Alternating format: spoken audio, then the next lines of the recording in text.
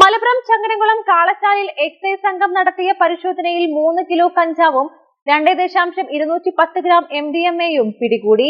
അന്യസംസ്ഥാന തൊഴിലാളിയടക്കം 3 യുവാക്കൾ പിടിയിലായി. കാളച്ചാൽ സ്വദേശികളായ കാരാട്ടുപറമ്പിൽ ഷഹീർ, പൊന്നച്ചന്റെ വിളപ്പിൽ സുൽത്താൻ എന്നിവരെയാണ് താമസ സ്ഥലത്തു നിന്നും പിടികൂടിയത്.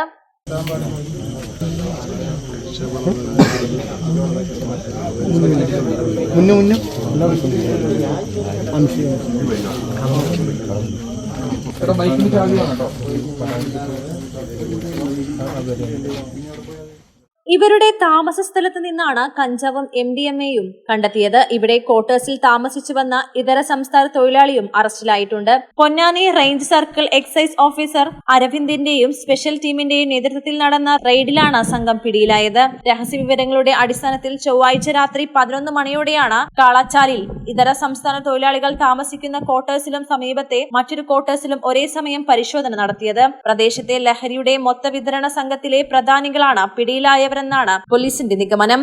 News desk Malabar times.